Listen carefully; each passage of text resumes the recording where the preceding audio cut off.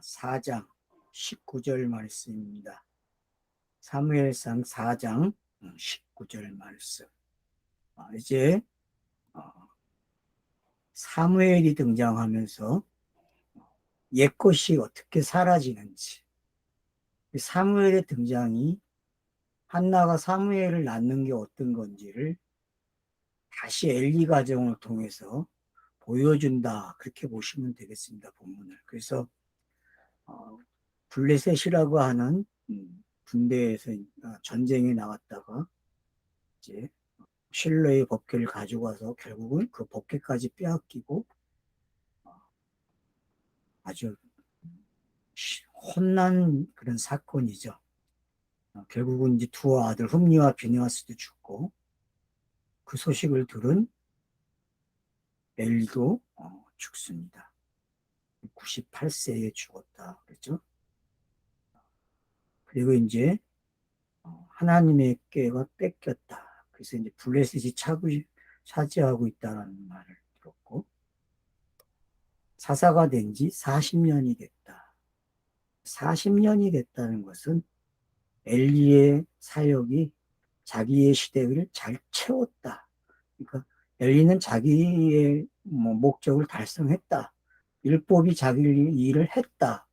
그렇게도 볼 수 있고, 그러니까 꼭 엘리를 율법에다만 보지 마시고 공생애를 시작한 예수로도 볼 수 있습니다. 그래서 예수가 어떻게 자기 사역을 마치는지. 그래서 두 아들은 어떻게 보면 제자죠. 제자와 함께 죽고 사도로 나오는, 그래서 이제 사도는 사무엘이 되는 거죠. 그래서 이제 19절이 이제 그런 방법을 잘 설명해 주고 있습니다. 22절까지. 그래서 오늘은 이제 19절부터 읽으면서 며느리가 어떻게 죽는지. 비니하스의 아내라 그래요. 그리고 비니하스의 뜻이 잊어먹었죠. 저도 잊어먹었어요. 무슨 뱀의 입인가? 뭐인가?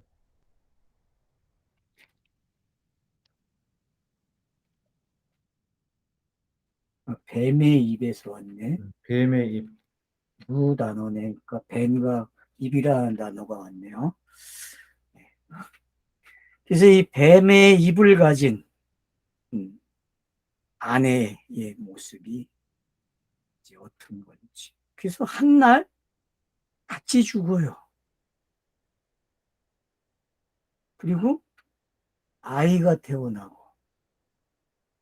그러니까 성경이 갖다 놓는 이 장면이, 제가 그랬죠. 창세기 35장의 장면과 같다고. 라헬이 베냐민을 낳는 장면과 같거든요. 그 베냐민을 낳을 때에도 먼저 라헬이 이름을 짓죠. 베냐민은 야곱이 짓는 이름이고, 그게 뭐죠, 여러분? 베노이. 베노이. 그 뜻이 뭐였죠? 고통, 괴로움 그런 뜻이죠. 베노니가.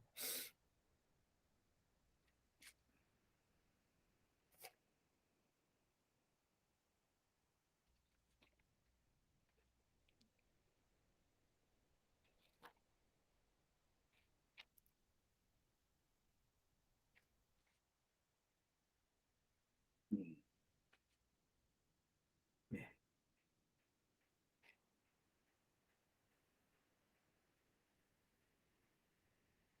베노니, 베노이라 불렀네요. 슬픔의 아들 이런. 네. 그러니까 이거와 어떤 같은 방향을 가지고 기록했다는 걸 여러분들이 꼭 기억하시고 시간을 내셔서 35장에 있는 본문과 창세기, 그리고 이 사무엘상 4장 19절 이하에 있는 본문을 여러분이 꼭 비교해 주시면 좋겠습니다. 자, 비느하스의 아내가 임신하여 해산 때가 가까웠더니, 그러니까 지금 앞에 일어나고 있는 블레셋과의 전쟁이 어떤 건지를, 그 그림을 이 아이 낳는 그림에다가 놓았다는 걸 여러분이 이렇게 갖다 좀 마시면 좋겠고요. 또 사무엘의 등장, 한나의 잉태, 이런 것들이 전부 다 지금 이 며느리의 죽음, 비느하스의 아내의 죽음에 들어와 있다는 사실을 좀 꼭 기억하면 좋겠어요. 억지로라도 한번 그렇게 갖다 놓고 한번 여러분들이 이 짝짓기를 한번 해주시면 좋겠어요. 그래서 매 본문마다 매 단락마다 그림들이 있었는데 그것들이 지금 어떻게 이 안으로 들어왔는지, 그리고 한 세대가 끝내고 다음 세대를 어떻게 이어는지, 이런 장면들을 통해서 율법이 낳는 게 뭐고 또 율법의 마침이 뭐고, 그래서 어떻게 사무엘이 이제 정식 사사로 일을 하게 되는지, 이 정식으로 또 사사가 돼서 일을 하는 것도 너무 재밌어요. 5장 가면 이제 우리가 알겠지만은 5장에 블레셋 사람들이 완전히 박살을 나거든요. 그러면은 앞에 이스라엘의 제사장 가문이 한 번에 한 날 다 죽는 거와 또 블레셋에서 일어나는 재앙, 이 재앙이 이 비느하스의 아내가 아이를 낳고 죽는 거와 어떻게 이게 다 똑같은 그림이 되는지, 그래서 큰 샌드위치막을 그려놓고 있다는 거죠. 4장과 5장이 요 4장 그 19절로 20절에 있는 말씀이 샌드위치로 양쪽을 다 가지고 있어요. 이 그림을 여러분들이 좀 이렇게 맞춰 가시면서 보시게 되면은 아마 성경 보는 훈련이 잘 되실 거예요. 자, 그래서 이제 하나님의 깨알을 빼앗긴 것과 그의 시아버지와 남편이 죽은 소식을 듣고 갑자기 아파 몸을 굽으려. 그러니까 동시에 진행되고 있다는 걸 알 수 있죠. 그죠? 소식을 듣자마자 시아버지도 소식을 들었죠. 전쟁터의 소식. 그리고 이 여자도 소식을 듣는 거예요. 그러니까 소식을 들었다는 이야기는 자기의 사명이 끝났다. 자기에게 주어진 각자의 사명이 있는데 소명이 있죠. 성경에서 문자가 가지고 있는 소명이 있고 각 인물이 가지고 있는 소명이 있는데 그 소명의 시간이 끝나는 거예요. 자기의 역할이. 자기의 역할이 끝나니까 다음 시기로 넘겨주는 거죠. 이미 사무엘이 준비되어 있잖아요.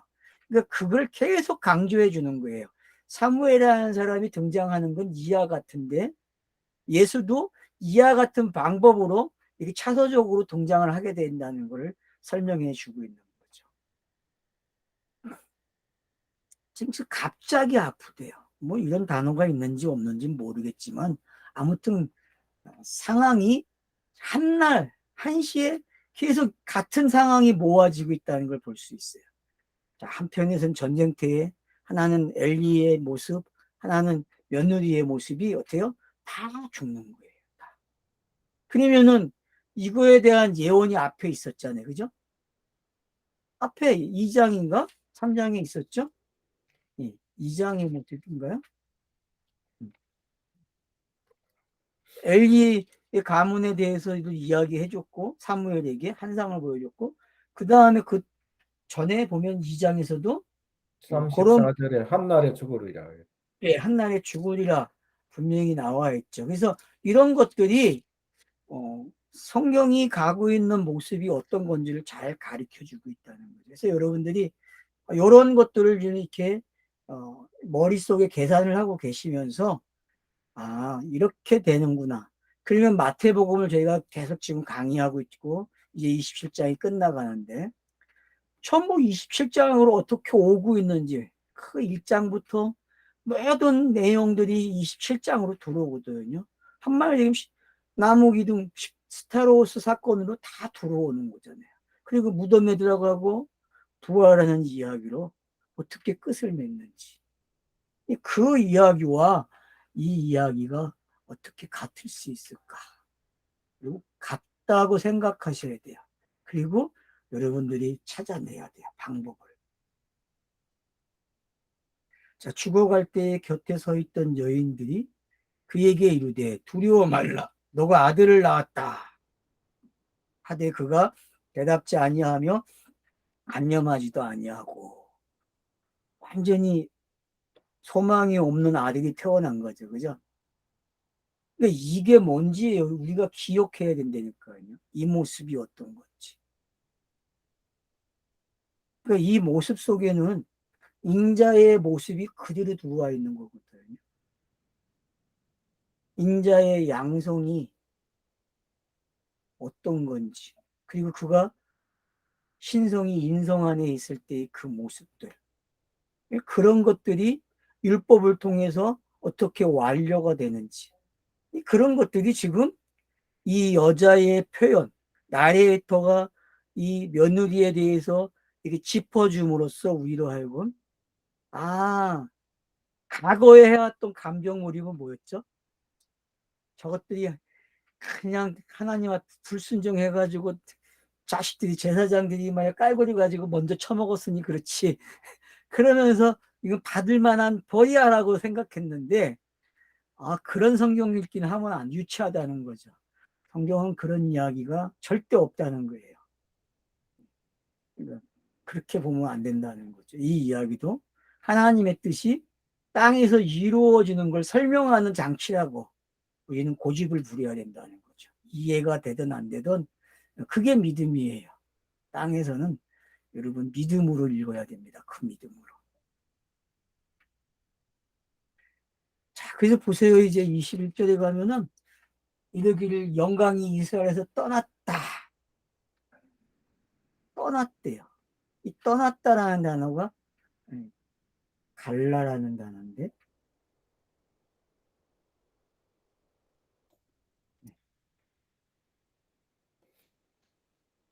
발가벗기다. 맞죠? 발가벗기다 그런 뜻이에요. 그러니까 어? 영광이 떠났다는 번역을 하면 안 되죠. 이스라엘이 발개벗겨졌다 그렇게 해야죠. 그러니까 율법을 통해서 발개벗겨지는 모습이 어떤 건지가 블레셋이 확실하게 율법의 역할을 했다는 걸 알 수 있죠. 한날 한시에 다 죽게 만들거든요. 그러니까 가시의 역할이 정확하게 된 거죠. 그런 부분들, 그러니까 그런 이야기들이 모아지고 모아지니까 이걸 가리켜서 이가붓 그래요. 이가.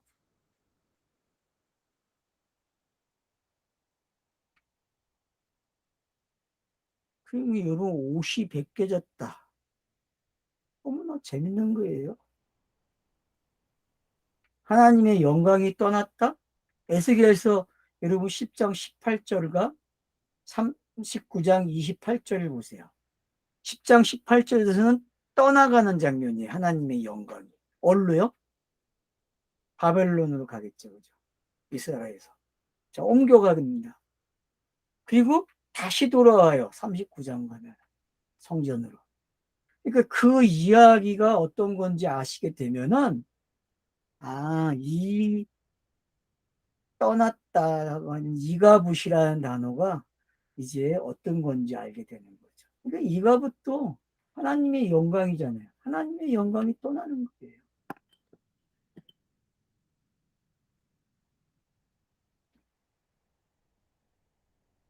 그래서 에스겔서는 하나님의 영광이 어디에 있느냐? 이스라엘에서 떠남으로 그러면 그를 버리시는 게 아니죠. 새로운 시대를 열어주는 거잖아요. 제자의 시대에서 사도의 시대로 넘어가는 장면이죠. 이스라엘이 이방인이 되는 장면이죠. 이런 개념들이 지금 이 안에 다 들어와 있는 거예요. 그래서 19절로 22절까지에 있는 이 말씀은 4장 앞부분과 5장의 이야기가 잘 들어와 있다는 거죠. 그리고 이제 완벽하게 사무엘로 넘겨주는 거예요. 이야기가. 그래서 요 이야기를 여러분들이 가운데 송 이야기를 읽으셔야 되고요. 양쪽에 빵 이야기를 잘 가지고 읽어보세요. 그러면은 너무 재미나게 읽을 수 있어요.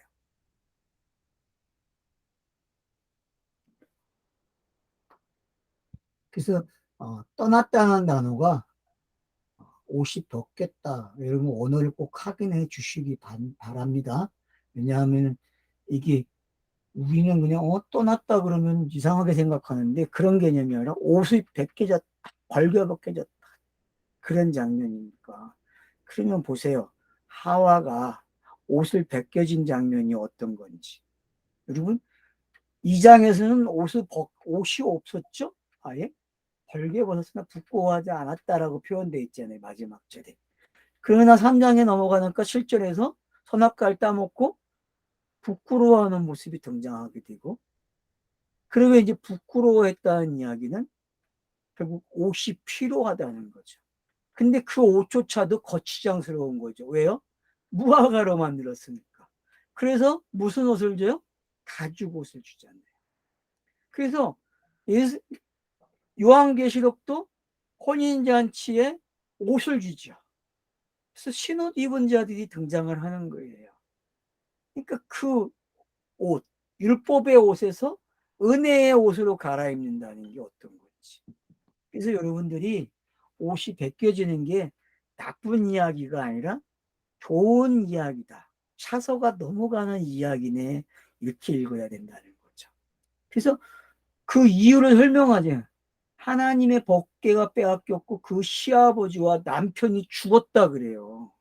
그러면은 구약의 큰 속성들, 율법, 엘로힘, 제사, 제도 이런 것들이 다 죽은 거예요, 여러분. 그냥. 왜? 그것들은 다 상징이었잖아요. 이 죽음도 상징이죠, 그죠? 뭐에 대한 상징입니까? 전부 인자 예수에게 들어오는 모든 상징이에요. 그래서 수고하고 무거운 짐 그래요. 이런 내용들을 성경이. 그래서 수고하고 무거운 짐을 짊어지는 거죠. 이 이야기는 결국 예수가 스타로스에서 다 이루었다. 엘리 엘리 나마 사박다니 할 때에 이 말이 완료가 되는 거예요. 그러면 옷을 다시 입겠죠. 그럼 옷이 입혀졌습니까, 이제?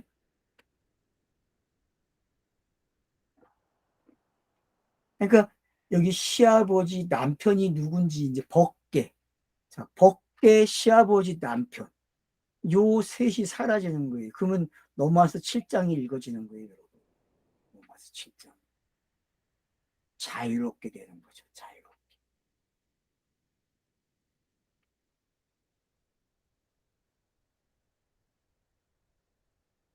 또 잘 이 된 거네. 얘기를, 예, 얘기하세요. 아주 잘 된 거네. 예, 아주 잘 된 거죠. 성경이 완료시키기 위해서 요 사건을 독자들은 이상하게 읽지만은 성경 저자는 이 사건 안에다가 그걸 집어넣은 거죠. 이렇게 쓱 놓았는데, 그러니까 성경은 보물찾기라니까 보물을 찾는 사람이 있는가 하면은 보물을 못 찾고 그냥 계속 보물 찾으려고 다니는 사람들이야. 보물이 거기 있는데 자기가 그 지나간 자리에 보물이 있는데 그걸 못 찾는 거죠. 비네아스 아내 입장에서 보면은 뭐 시어버지도 죽고 아내도 남편도 죽고 또 하나님께도 빼앗겼다. 이거 예, 완전히 막 흔히 말하는 폐가 망신된 그런 상황인데 그렇죠. 완전히 뭐 나라 망신, 집안 망신 다 한 거죠. 근데 그 이유를 다 어디서 찾아요? 엘리의 잘못, 두 아들의 잘못으로만 딱 보잖아요. 그렇게 교회가 어버이달 되면은 불효자 대표 그쪽으로 가고 효자의 대표 그러면 어디로 가요? 룻기에서 룻기의 이야기에서 나오미에게 효도하고 그 장면으로 가잖아요.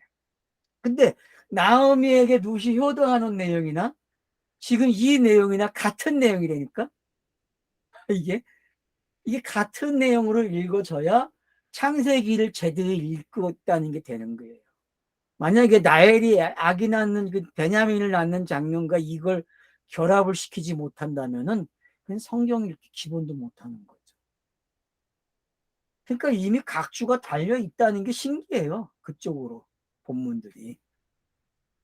이거 뭐 그러니까 아기 낳다 죽는 그 모습은 다 비슷하죠. 근데 창세기. 이제 그 내용이 어떻게 네. 같은지에 대한 연구가 필요한 거죠. 논문 쓸만 하다니까요, 이거는. 그러니까 신학생들 중에서 이 본문 가지고 양쪽 본문을 가지고 논문 쓰면 진짜 좋다니까. 이걸 스타로스 십자가의 사건과 딱 연결시켜서 마태복음 27장까지 연결시켜서 논문을 쓰면은 그 보통 논문이 되겠습니까? 그 논문이. 성경이 말하는 예수 그리스도로, 예수는 그리스도라는 게 완벽하게 증명되는 건데. 난 진짜 내가 쓰고 싶어.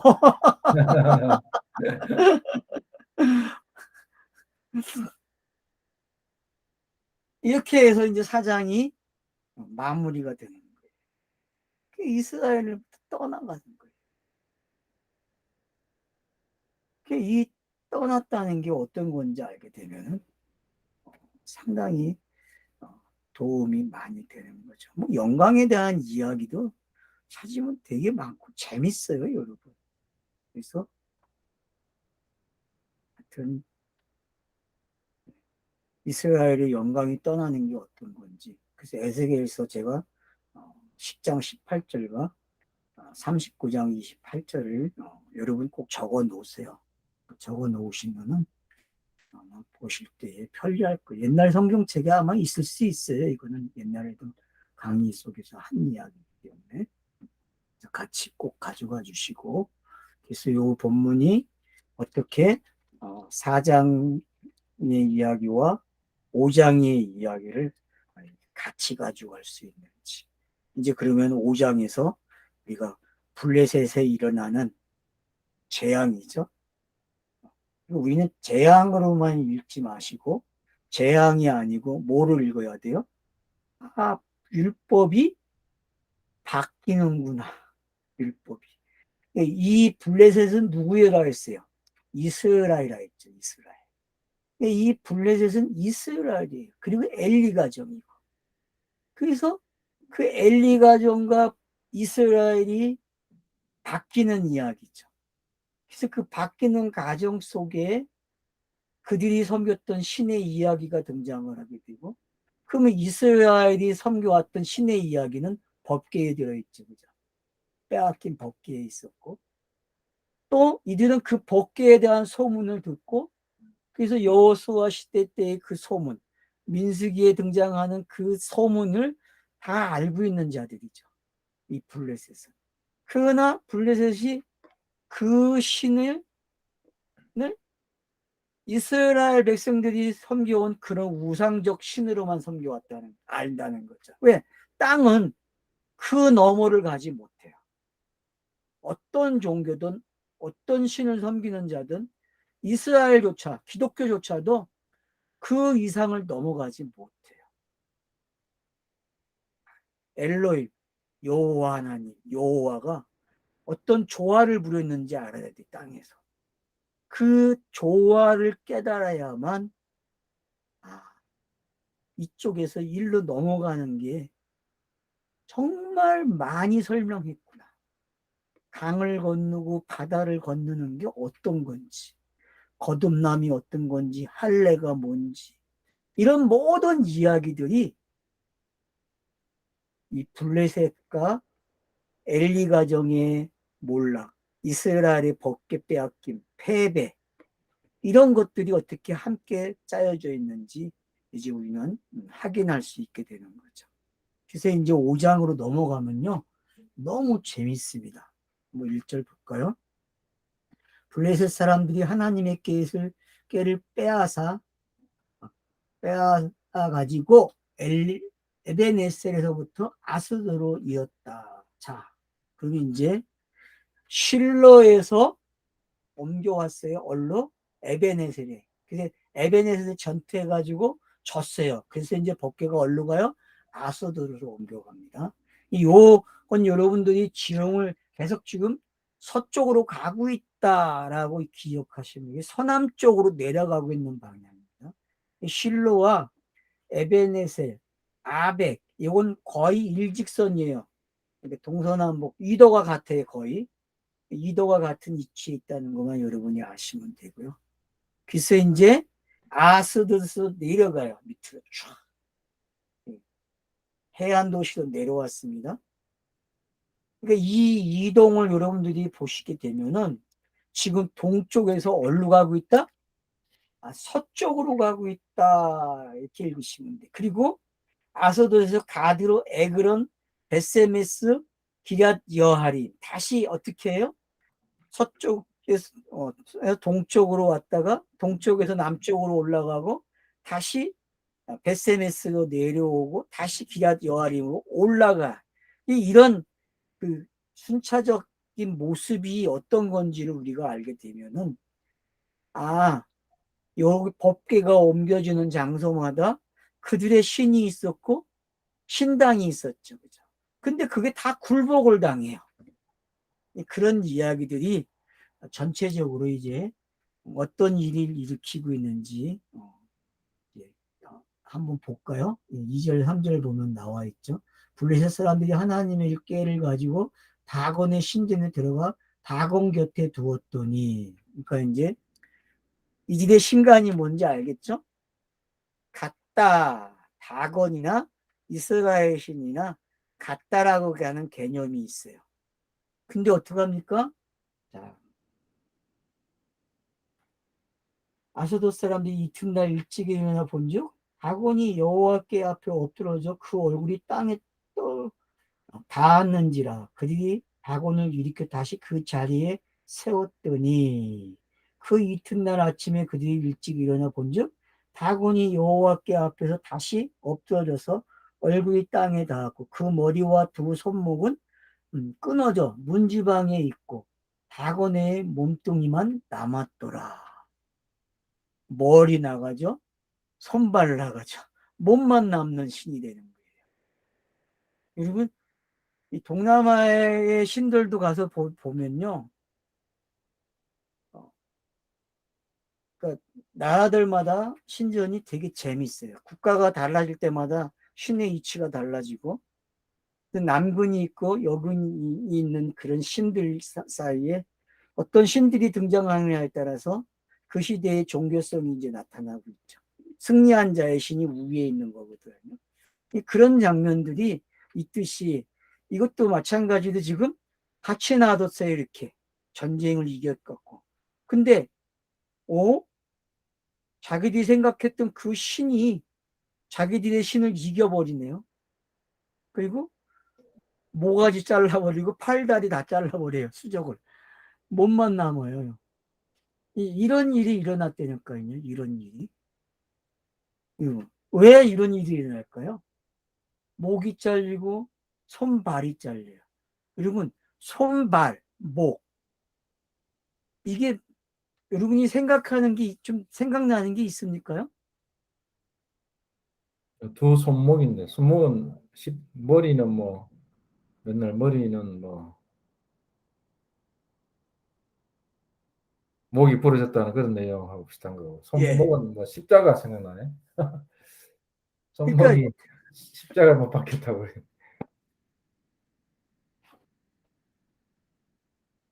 이게 두 손목 이게 이게 문지방에 가서 뭐 그러니까 이 그림 보면 너무 재밌어요. 이제 쉬었다가 좀 자세히 보죠.